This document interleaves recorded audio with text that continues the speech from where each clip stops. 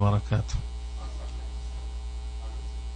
আলহামদুলিল্লাহি রাব্বিল আলামিন ওয়াসসালাতু ওয়াসসালামু আলা রাসূলিহিল কারীম ওয়া আলা আলিহি ওয়া সাহবিহি আজমাইন। বাইরে থেকে বহু ভাই প্রশ্ন করছেন সরাসরি অথবা লেখার মাধ্যমে। তারা যেহেতু দেশের পরিস্থিতি খুবই খারাপ এবং এমন খারাপ যে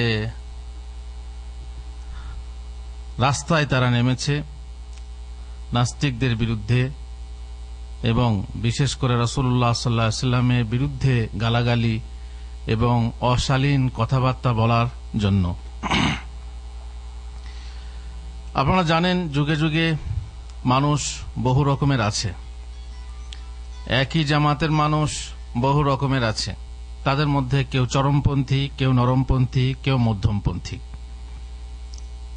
যারা চরমপন্থী মনের মানুষ তারা চায় যে আমরা সরাসরি নিজে একটা কিছু করব।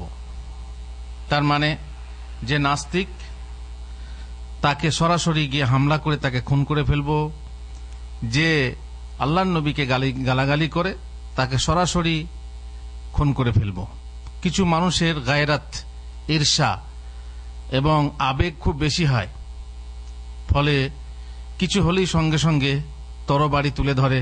যেমন আমাদের সাহাবী লৌহ পুরুষ হযরত ওমর রাদিয়াল্লাহু তাআলা আনহু ছিলেন, কিছু হলেই তলোয়ার।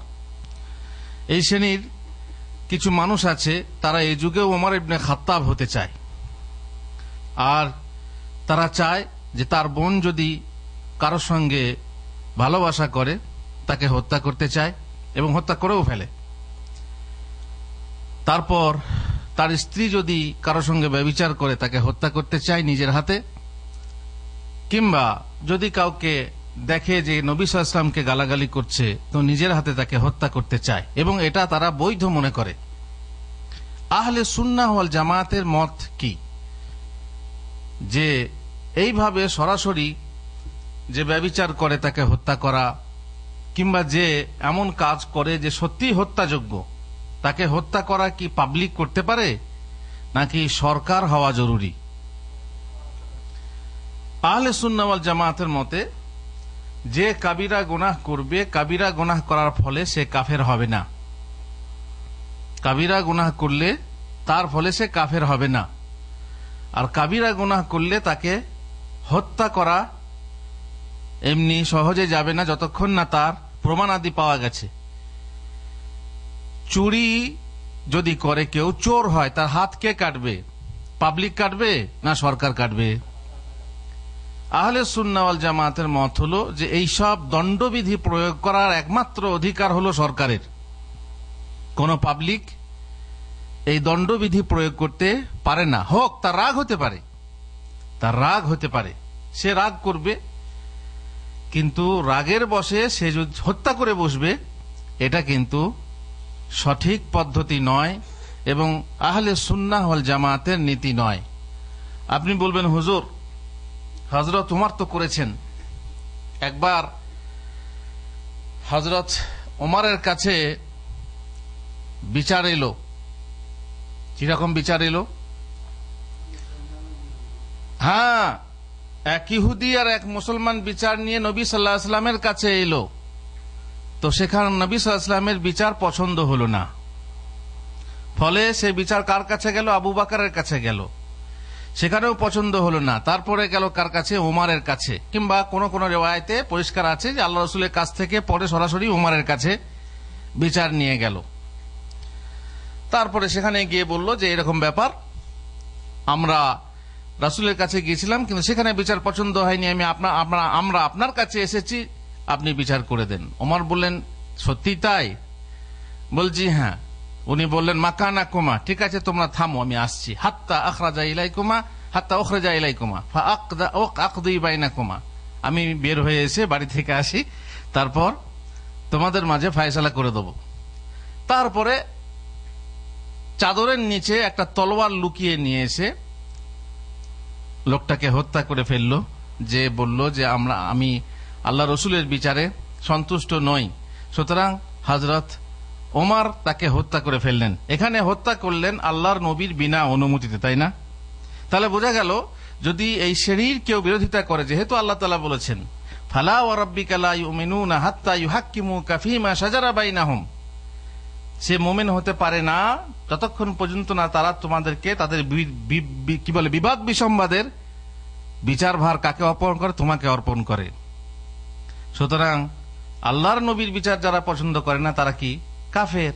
হযরত ওমর তাকে মেরে ফেললেন। অতএব দলিল রয়েছে যে সরকারের বিনা অনুমতিতে কিংবা যিনি কর্তা সেই কর্তার বিনা অনুমতিতে মানুষ খুন করা যাবে। এখানে হযরত ওমরের এই যে হাদিস দিয়ে তারা বলে থাকে যে পাবলিক বা যে কোনো লোক এই শ্রেণীর মানুষ পেলেই তাকে খুন করতে পারবে। কিন্তু আহলে সুন্নাহ ওয়াল জামাআহ বলছেন না, তা নয়। তাহলে হুজুর এই হাদিসটা সম্পর্কে ইবনে কাসির রাহিমাহুল্লাহ বলেছেন, যেটা তাফসীর ইবনে কাসিরে আছে, কাযা রাওয়াহু ইবনু মারদুওয়াইহি মিন তারিক ইবনে লাহিয়া আন আবিল আসওয়াদ বিহি ওয়া হুয়া আসারুন গরীবুন মুরসাল ওয়া ইবনু লাহিয়া যায়ীফ আল্লাহু আলাম। হাদিস সহিহ না, এই হাদিস সহিহ না। যে বর্ণনা করা হয় এই বর্ণনাকৃত হাদিস সহিহ নয়। সুতরাং এই হাদিস দিয়ে দলিল দিয়ে আমরা কাউকে খুনাখুনি করতে পারি না। বোঝা গেল কি যে হাদিস জয়ীফ, যেহেতু তা মুরসাল এবং তার একটা রাবি ইবনুল লাহিয়া জয়ীফ। সুতরাং এই দিয়ে দলিল ধরে আমরা ব্যক্তিগতভাবে কাউকে খুন করতে পারি না বা দণ্ডবিধি প্রয়োগ করতে পারি না। সাধারণত রাসূলুল্লাহ সাল্লাল্লাহু আলাইহি সাল্লাম যখন তার কথা মানা না হতো, বিশেষ করে আল্লাহর অবাধ্য হওয়া হতো, আল্লাহর বিচার কেউ মেনে না নিলে পরে আল্লাহ রাসূল সাল্লাল্লাহু আলাইহি ওয়াসাল্লাম রাগান্বিত হতেন। আল্লাহ রাসূলের চেহারা বদলে যেত, বিবর্ণ হয়ে যেত, লাল হয়ে যেত। যেমন একটা হাদিসে আছে, যেটা সহিহ হাদিস, সেটা হলো কি যে আনসারদের একজন লোক জুবাইরের সঙ্গে মতবিরোধ করলেন পানি নিয়ে। আনসারীর জমি ছিল বা মাজরা ছিল নিচে, আর জুবাইরের জমি ছিল কোথায়? ওপরে। ওপর থেকে যদি পানি আসে তো নিয়ম হলো পানি আগে কে পাবে?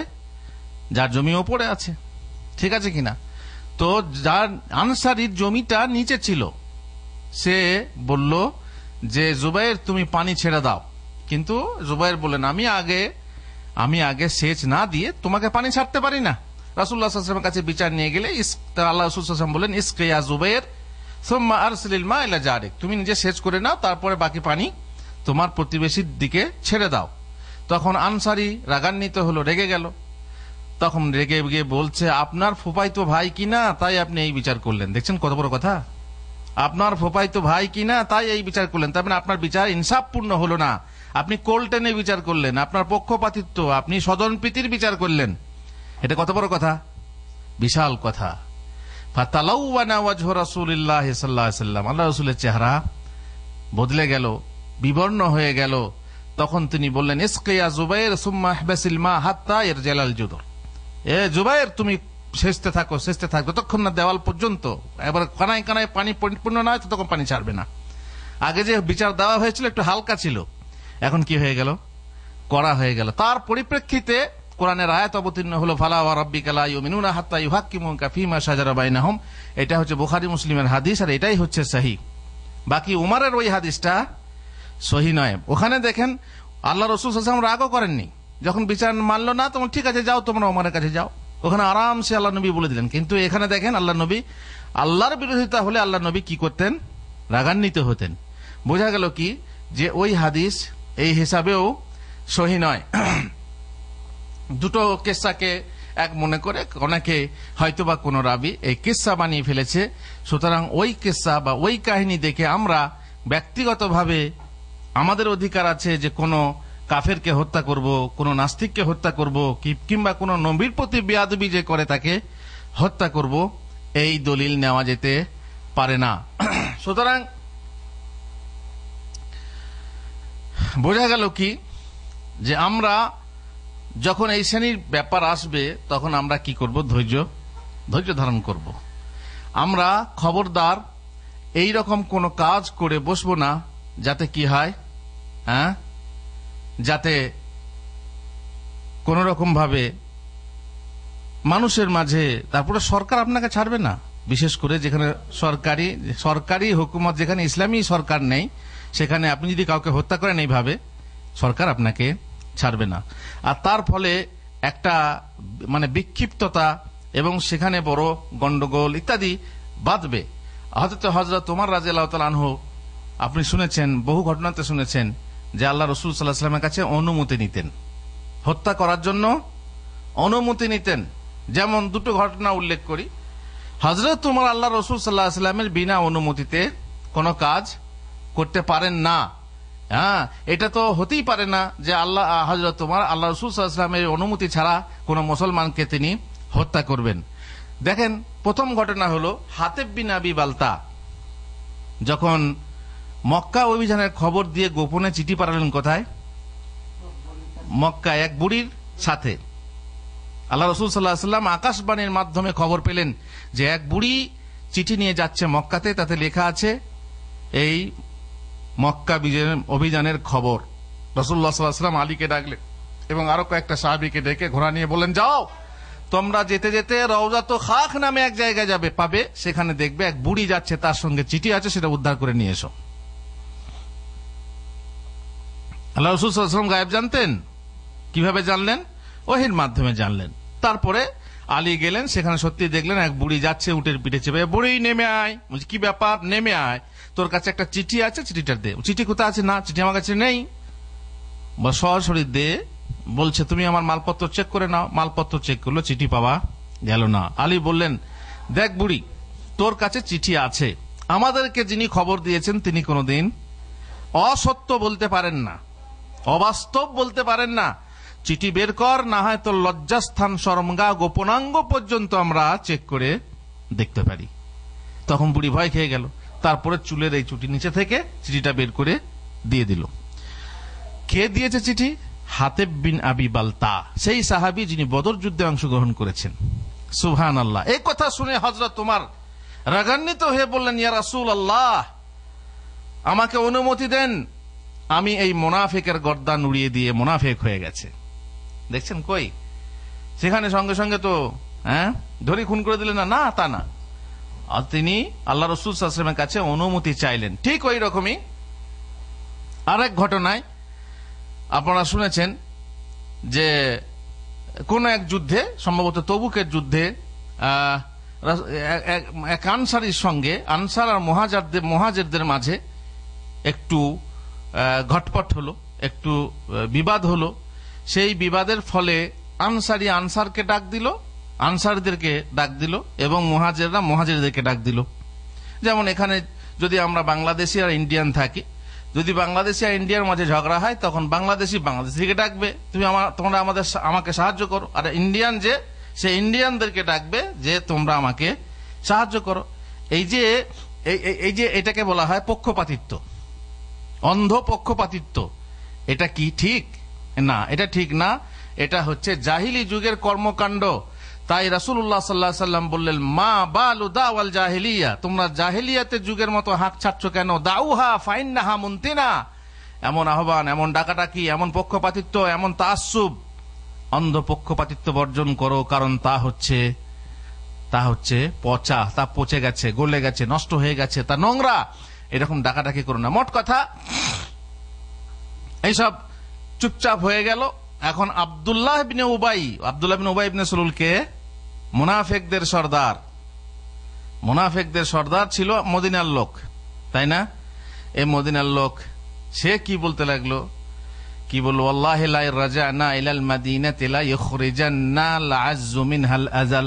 হ্যাঁ, এরা এই করে সেই করে, এদের এরকম কথাবার্তা। তার মানে মুহাজিরদের জন্য বলতে লাগলো যে আমরা মদিনায় ফিরে গেলে যারা আমরা মানসম্পন্ন ব্যক্তি, যারা মানি ব্যক্তি, তারা অসম্মানী ব্যক্তিদেরকে মদিনা থেকে বের করে দেবে। অসম্মানী ব্যক্তি কে তাহলে? মুহাজির। রাসার সঙ্গে আছেন রাসূলুল্লাহ সাল্লাল্লাহু আলাইহি ওয়াসাল্লাম। কত বড় কথা! যেহেতু সে মুনাফিক বলল, তাই তারপরে যা হবার হলো, ফিরে এলো। এই আব্দুল্লাহর ছেলে আব্দুল্লাহ, তিনি মুসলমান, তিনি মদিনার দরজায় দাঁড়িয়ে বললেন যে আমি আমার বাপকে ঢুকতে দেব না। ইয়া রাসূলুল্লাহ, যদি আপনি যদি আপনি হুকুম দেন যে আব্দুল্লাহ সে এই কথা বলেছে, আমার বাপ এই কথা বলেছে এবং সে বিশাল কথা বলেছে, তাহলে আমাকে অনুমতি দেন, আমি আমার বাপের গর্দান নিজে উড়িয়ে দেবো। আমাকে অনুমতি দেন, আমি আমার বাপের গর্দান নিজের হাতে উড়িয়ে দেবো। কারণ যদি অন্য কেউ গর্দান আপনি হুকুম করেন এবং গর্দান ওড়ায়, তাহলে আমি জমিনের বুকে চলে ফিরে বেড়াবে আমার সামনে, আমি এটা সহ্য করব না। তারপরে দাঁড়িয়ে বলতে লাগলো, তার বাপ এলো, বাপ যখন এলো তখন বললে, তুমি মদিনায় ঢুকতে পাবে না যতক্ষণ না তুমি বলেছো যে তুমিই হচ্ছ অসম্মানী, তুমিই হচ্ছ নিকৃষ্ট এবং রাসূলুল্লাহ সাল্লাল্লাহু আলাইহি সাল্লাম উৎকৃষ্ট এবং তিনিই হচ্ছেন সম্মানী। যাই হোক, এখানেও আছে হযরত ওমর রাদিয়াল্লাহু তাআলা তখনও শুনেছেন, আর হযরত ওমর তখন বললেন, দাআনি আযরিবু আনকা হাযাল মুনাফিক ইয়া রাসূলুল্লাহ, আমাকে অনুমতি দেন, আমি এই মুনাফিকের গর্দান উড়িয়ে দিই। কিন্তু রাসূলুল্লাহ সাল্লাল্লাহু আলাইহি ওয়াসাল্লাম বললেন, দাহু লা ইয়াতাহাদ্দাসুন নাস আন্না মুহাম্মাদান ইয়াকতুলু আসহাবা। ওমর, ছেড়ে দাও, কারণ এ বাধ্যত মুসলমান, তাই না? বাধ্যত মুসলমান, মুসলমানদের সঙ্গে নামাজ পড়ে, মুসলমানদের সঙ্গে জিহাদেও গেছে, ওই যে মুসলমানদের সঙ্গে ওঠা বসা করে। এখন যদি আমরা হত্যা করি, তাহলে হত্যার অনুমতি দিই, তাহলে লোকেরা বলবে, আরব বলবে যে দেখো মুহাম্মদ নিজের সঙ্গী সাথীদেরকেও হত্যা করছে।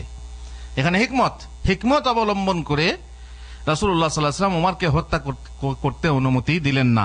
বোঝা গেল কি যে হযরত ওমর যখন কাউকে হত্যা করার ব্যাপার হতো তখন অনুমতি নিতেন, এ নয় যে নিজের ইচ্ছা মতো হত্যা করতেন।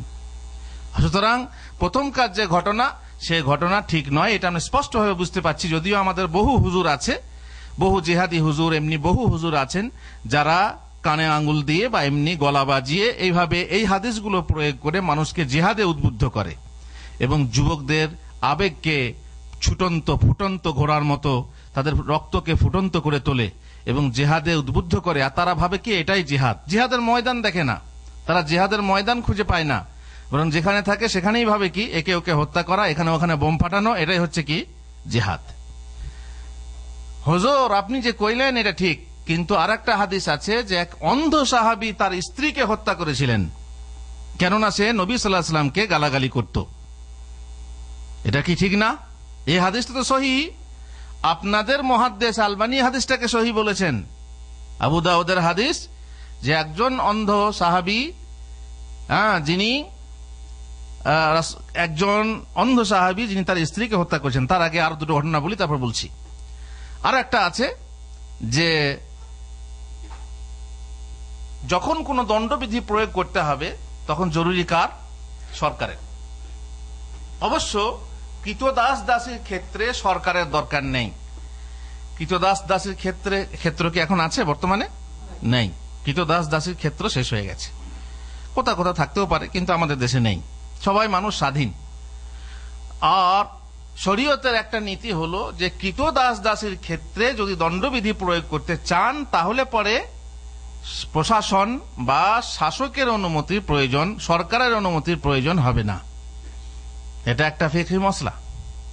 আর তার দলিল হচ্ছে এই হাদিসগুলো যেগুলো বলা হচ্ছে, এবং ওরা যেটা মনে করছে যে এই হাদিস দিয়ে প্রমাণ হয় যে সরকারের বিনা অনুমতিতে বা সরকারের অথরিটি ছাড়া আমরা অপরকে বা যে কোনো অপরাধীকে হত্যা করতে, খুন করতে কিংবা হাত কাটতে পারি। কি আয়েশা রাদিয়াল্লাহু তাআলা আনহা একটা গোলামের হাত কেটেছিলেন চুরি করেছিল বলে, উনিও সরকারের অনুমতি নেননি। সুতরাং বোঝা গেল কি যে ব্যক্তিগতভাবে কি করা যায়? ব্যক্তিগতভাবে দণ্ডবিধি প্রয়োগ করা যায়, চোরের হাত কাটা যায়, এবং যে হত্যাযোগ্য হবে, যদি কেউ বিবাহিত ব্যভিচারী হয় তাহলে তাকে হত্যা করা যায় ইত্যাদি। এখন আপনার বাড়ির লোকের মধ্যে, যেমন বোনের কথা বললাম, কিংবা আপনার মেয়ে যদি ব্যভিচার করে, তাহলে তাকে আপনি হত্যা করতে পারেন? এদের মতে পারবে। তার কারণ এই যে সাহাবী তার স্ত্রীকে হত্যা করলেন, বোনকে হত্যা করতে পারেন, মেয়েকে হত্যা করতে পারেন, কিন্তু না, কারণ এ ঘটনা হলো কিসের ঘটনা?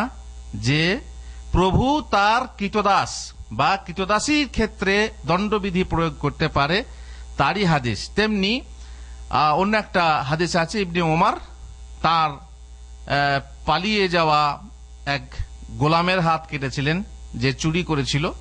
ওই রকমই একটা হাদিসে আছে যে হাফসা রাদিয়াল্লাহু তাআলা আনহা এক কৃতদাসীর কে হত্যা করেছিলেন যে জাদুকরি ছিল। তো এগুলো বোঝা যাচ্ছে কি যে এগুলো সব কৃতদাস এবং কৃতদাসীর ক্ষেত্রে। ঠিক ওই রকমই এটাও, যেটা যে বলা হয় যে অন্ধ সাহাবী তার একজন স্ত্রী ছিল, আসলে স্ত্রী না, সে হচ্ছে উম্মে ওয়ালাদ, আর সে ছিল ইয়াহুদি। উম্মে ওয়ালাদ মানে কৃতদাসী। আর আপনারা জানেন যে কৃতদাসীও স্ত্রীর মতো, তাই না? স্ত্রীর মতো শুধু সাংসারিক ব্যবহারে, বাকি তো সে কাজ করবে, সে তো পাবে না, তার সেই স্ত্রীর মর্যাদা পায় না। সে ছিল ইয়াহুদি, আর ইয়াহুদি কৃতদাসী। সে কিন্তু আল্লাহর নবীকে গালাগালি করত, কখনো কখনো গালাগালি করত। এক সময় যখন গালাগালি করলো তখন অন্ধ সাহাবী একটা ছুরি নিয়ে তার পেটের উপরে চেপে পেটে মেরে দিল। তার ফলে সে রক্তাক্ত হয়ে মারা গেল। এরপরে রাসূলুল্লাহ সাল্লাল্লাহু আলাইহি ওয়াসাল্লামের কাছে খবর গেল যে অমুক সাহাবী একজন তার স্ত্রীকে বা তার সন্তানের মাকে, তার দুটো সন্তান ছিল, খুব ভালো ভালো বলা হয়েছে মতির মতো দুই সন্তান ছিল, কিন্তু আল্লাহ রসুলের প্রতি যেহেতু সে গালাগালি করত, তো তার আবেগ এবং তার মানে হিংসা এমন হলো যে আল্লাহ রসুলকে গালাগালি করো তুমি, তারপরে সে হত্যা করেছিল। রাসূলুল্লাহ সাল্লাল্লাহু আলাইহি ওয়াসাল্লামের কাছে যখন খবর গেল তখন তিনি বললেন, আলা ইশহাদু আন্না দামাহা হাদির, তোমরা সাক্ষী থেকো এর খুন মাফ। তার মানে খুনের বদলে খুন সাহাবীকে করা হবে না। কেন তাহলে আল্লাহ রাসূল সাল্লাল্লাহু আলাইহি ওয়াসাল্লাম জানার পরেও সাহাবীকে শাস্তি দিলেন না? যদি অনুমতি না থাকতো, যদি বৈধ না হতো, তাহলে সে স্ত্রীকে হত্যা করলো, অথচ আল্লাহর নবী কিছু বললেন না। বোঝা গেল কি, যদি কেউ আল্লাহর নবীকে গালি দেয় তো আমরা সরাসরি গিয়ে তাকে হত্যা করতে পারি। এই হাদিস থেকে দলিল নিয়ে তারা এই কথা বলছে। আমাকে অনেকে টেলিফোন করে, অনেকে ফেসবুকের মাঝে লিখে বলল যে এই হাদিস সম্পর্কে আপনার মত কি। অতএব সেই মতটা আজকে আমি ব্যক্ত করছি যে এই হাদিস হলো কৃতদাসীর ব্যাপারে, এবং কৃতদাস দাসীর ব্যাপারে নিজে দণ্ডবিধি প্রয়োগ করা যায়, বাকি স্বাধীন মানুষের ব্যাপারে কোনো ব্যক্তিগতভাবে কোনো মানুষ দণ্ডবিধি প্রয়োগ করতে পারে না যতক্ষণ না সরকারের অনুমতি থাকবে অথবা পাওয়ার থাকবে। বোঝা গেল কি যে এই হাদিস স্বাধীন ব্যক্তির ব্যাপারে না, কৃতদাসী বা কৃতদাস ব্যক্তির ব্যাপারে সেই হাদিসের দলিল নিয়ে আমরা এইভাবে ব্যক্তিগত কোনো দণ্ডবিধি প্রয়োগ করতে পারি না। এখন যদি মনে করেন যে কোনো স্ত্রী ব্যভিচার করে, তাহলে সে কি স্ত্রীকে কি করতে পারে? দণ্ড কাছে, যদি অবিবাহিত হয় তাহলে কি করতে হয়? 100 চাবুক, তাই না? কিন্তু আমাদের দেশে দেখেছেন অবিবাহিত বোনকে, অবিবাহিত মেয়েকে মেরে ফেলছে, খেতে হয় কি? চাবুক। কিন্তু চাবুক না দিয়ে কি করছে? হত্যা করে ফেলছে। এটা কিসের বসে? হিংসা বসে। সম্মানে আঘাত লাগে, বংশের সম্মান নষ্ট করে দিল, বংশের সম্মান উড়িয়ে দিল, তাই তাকে হত্যা করা হয়। অথচ তার হত্যা শাস্তি নয়, শাস্তি কি? 100 চাবুক এবং জেল হবে এবং চাবুক হবে। কিন্তু তার না করে তারা আবেগ বসে এবং সম্মানে যখন আঘাত লাগে তার ফলে তাকে হত্যা করে ফেলে। কিন্তু এটা শরীয়তের বিধান না। শরীয়তের বিধান হলো যদি তুমি একান্তই তাকে শাস্তি দিতে চাও তাহলে সরকারের কাছে অভিযোগ করো। এখন যদি বলেন ইসলামী সরকার না থাকলে সবুর করো, তাকে বোঝাও, তাকে এমনি শাস্তি দাও এবং তাকে বোঝাও যে তুমি এটা কেন করলি, তা বলে তাকে হত্যা করা হবে এটা নয়। আর আমাদের দেশে জানেন যদি কেউ হত্যা করে তার হত্যার বিনিময়ে তার সাজা আছে, তাই না? যেহেতু ইসলামী সরকার নেই, আর ইসলামী সরকার হলেও তার সাজা হতো। যেহেতু যার যা সাজা নয় তা অতিরঞ্জন ভাবে প্রয়োগ করলে তার শাস্তি হওয়া উচিত। যেমন যার শাস্তি হলো 100 চাবুক, তাকে যদি আপনি হত্যা করেন তো ইসলামী সরকার কি শাস্তি দেবে না? নিশ্চয়ই দেবে। এইরকমই একটা ঘটনা আপনারা জানেন যে হিলাল বিন উমাইয়া তার স্ত্রীকে অপবাদ দিল, অপবাদ না সত্যি, শারিক বিন সাহমার সঙ্গে তার সম্পর্ক আছে। যখন তিনি এসে রাসূলুল্লাহ সাল্লাল্লাহু আলাইহি ওয়াসাল্লামের কাছে এসে বললেন যে এইরকম ব্যাপার, আমার স্ত্রীর সম্পর্ক আছে শারিক বিন সোহেমের সঙ্গে, সাহমার সঙ্গে। রাসূলুল্লাহ সাল্লাল্লাহু আলাইহি ওয়াসাল্লাম বললেন, আল বাইয়িনাহ আও হাদ্দুন ফি যাহরিক, দলিল দাও, প্রমাণ দাও, না হয় তোমার পিঠে চাবুক লাগবে। দেখছেন, একটা স্বামী তার স্ত্রীকে পরিষ্কার দেখছে যে সে ব্যভিচার করে, জানে যে ব্যভিচার করছে, তত কি করতে হবে? প্রমাণ দিতে হবে। আর প্রমাণ দিতে না পারলে অপবাদ দেওয়ার বিনিময়ে কি লাগবে? চাবুক লাগবে। কত চাবুক লাগবে? 80 চাবুক লাগবে। ওই রকমই একটা হাদিসে আছে, কে মুগিরা বলছেন, সাদ ইবনে উবাদা, তিনি বলছেন যে আমি যদি আমার স্ত্রীকে দেখি যে কোন এক পুরুষের সঙ্গে শুয়ে আছে, তাকে তরবারির ধারালো দিকটা দিয়ে হত্যা করব, তরবারির ধারালো দিকটা দিকে হত্যা করব। এই কথা রাসূলুল্লাহ সাল্লাল্লাহু আলাইহি ওয়াসাল্লামের কাছে গেলে রাসূলুল্লাহ সাল্লাল্লাহু আলাইহি ওয়াসাল্লাম বললেন, আতা'জাবুনা মিন গায়রাতি সাদ, তোমরা সাদের এই কথায় অবাক হচ্ছ? ওর থেকে বেশি ঈর্ষা আমার, আর এর থেকে বেশি ঈর্ষা আল্লাহর। এখানে এই কথাটার অর্থ এই নয় যে দেখতে পেলেই আমি তাকে হত্যা করব, তা না। কি লাগবে? সাক্ষী লাগবে। আর সাক্ষীটা কি? সেটা হচ্ছে, ওই সাহাবী বলেছিলেন যে, হিলাল বলেছিলেন, ফাকাল, যখন বললেন যে তোমার পিঠে চাবুক লাগবে না, প্রমাণ নিয়ে এসো না, চাবুক লাগবে, তখন বলে, ইয়া রাসূলুল্লাহ, ইযা রাআ আহাদুনা আলা ইমরাতিহি রাজুলান ইয়ানতালিকু ইয়ালতামিসুল বাইয়িনা, যখন তার স্ত্রীকে দেখবে, তার স্ত্রীর উপরে কেউ শুয়ে আছে, সে তাকে না মেরে সে 4টে সাক্ষী আনতে যাবে, 4টে সাক্ষী আনতে আনতে তো সব শেষ, 4টে সাক্ষী আনতে আনতে সব শেষ হয়ে যাবে। সুতরাং এটা কি করে সম্ভব? ফাজা আলা ইয়াকুল, আল্লাহ নবী একই কথা বলতে থাকলেন, আল বাইয়িনা ওয়া ইল্লা হাদ্দুন ফি যাহরিক, প্রমাণ নিয়ে এসো, না হয় তোমার পিঠে চাবুক লাগবে। এখান থেকে আমরা মোটামুটি যেটা বুঝতে পারি যে ব্যক্তিগতভাবে কোন দণ্ডবিধি প্রয়োগ করা আহলে সুন্নাহর নীতি না। যদিও বহু যুবক, আমি জানি, আল্লাহর নবীর বিরুদ্ধে গালাগালি করলে, আল্লাহর বিরুদ্ধে গালাগালি করলে কার না রক্ত গরম হয়, তাই না? কিন্তু রক্ত গরম হওয়ার, দেখেন, প্রত্যেক আবেগের লাগাম থাকা ভালো। আবেগের গতিবেগ বাড়ানো ঠিক না। আবেগ থাক, কিন্তু তার কন্ট্রোল থাকা দরকার। আপনার রাগ থাক, কিন্তু রাগের লাগাম থাকা দরকার। আপনার সুন্দর গাড়ি, স্পিডওয়ালা গাড়ি থাক, 500 স্পিডে ছুটুক, কিন্তু গাড়ির ব্রেক থাকা দরকার। যদি ব্রেক না থাকে তাহলে অ্যাক্সিডেন্ট অনিবার্য। সুতরাং আমরা, আমাদের রাগ হবে ঠিকই, কিন্তু আমরা সেই রাগকে কিভাবে প্রয়োগ করব?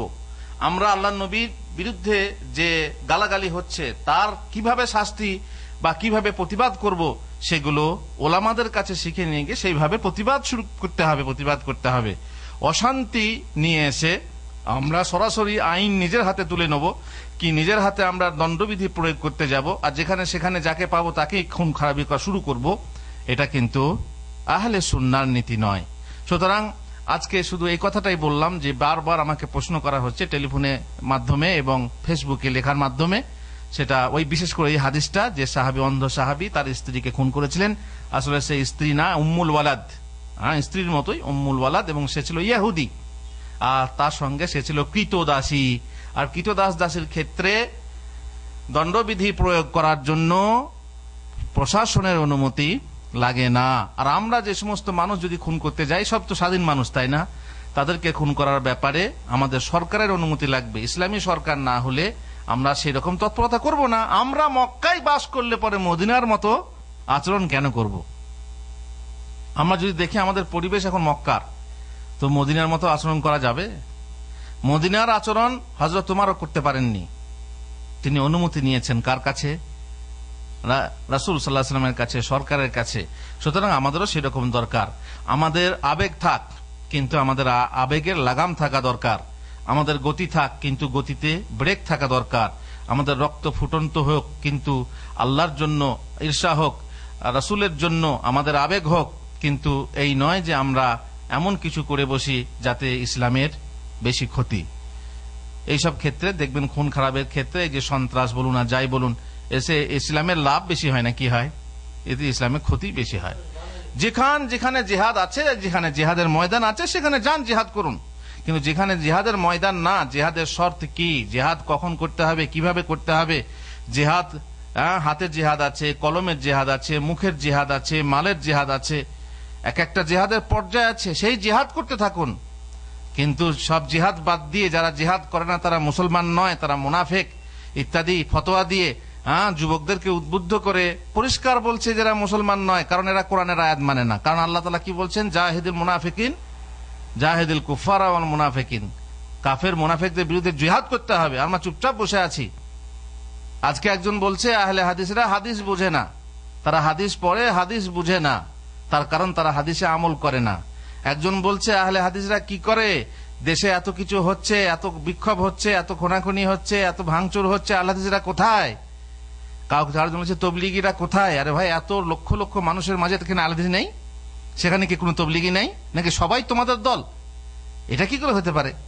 এই ধরনের অপবাদ দিয়ে মানুষের মনের বিচার করা, গায়েবী খবর নিয়ে মানুষের বিচার করা, এরা জানে না, এরা বোঝে না, তার মানে নিজেদের অহংকার প্রকাশ করা ভালো লোকের দলিল না। তোমাদের দ্বারা ইসলামী আইন প্রতিষ্ঠা সম্ভব নয়। ইসলামী আইন প্রতিষ্ঠা করতে হলে রাসূলুল্লাহ সাল্লাল্লাহু আলাইহি ওয়াসাল্লামের যে পদ্ধতি, সেই পদ্ধতি ব্যবহার করতে হবে। অহংকারের মাধ্যমে আর শুধু আবেগের মাধ্যমে, শুধু রক্ত গরম করে ইসলামী আইন প্রতিষ্ঠা হয় না। ইসলামী আইনের পদ্ধতি আছে, ইসলামী আইন প্রতিষ্ঠার পদ্ধতি আছে। জিহাদ, যেখানে জিহাদের ময়দান আছে জিহাদ করো, কেউ মানা করেনি। কিন্তু যেখানে জিহাদের ময়দান নেই সেখানে জিহাদ জিহাদ করে চিল্লিয়ে আচ্ছা, যে পদ্ধতি আছে সে পদ্ধতি মেনে চলো। ওলামাদের সঙ্গে ওঠা বসা করো, ওলামাদের পরামর্শ নাও। না উল্টে বলে কি ওলামারা হাদিস বোঝে না, ওলামাদেরকে জ্ঞান দিতে আসে এরা। সুতরাং এদেরকে আল্লাহ হেদায়েত করুক, এছাড়া বলার কিছুই নাই। আল্লাহ তাআলা আমাদেরকে তৌফিক দেয় যেন সঠিকভাবে আমরা হাদিস বুঝি, কোরআন বুঝি এবং সেগুলো প্রয়োগ করার যে যে জায়গা আছে সেইভাবে আমরা প্রয়োগ করি। যেখানে আমরা শুধু হিকমত নিয়ে জোশের সাথে না, হুঁশের সাথে কাজ নিতে হবে। যে কোনো আপদ বিপদ বালা মুসিবত আসবে, আমাদের কোনো বিপদ আসলে আমাদেরকে জোশের সাথে না, কি করতে হবে? হোশের সাথে। কিভাবে? হযরত ওমর রাদিয়াল্লাহু তাআলা আনহু কিভাবে জোশ নিয়ে কথা বলেছিলেন যখন রাসূলুল্লাহ সাল্লাল্লাহু আলাইহি ওয়াসাল্লাম ইন্তেকাল করলেন, এবং তিনি বললেন যে বলবে আল্লাহ রাসূল ইন্তেকাল করেছে তার গর্দান উড়িয়ে দেবো।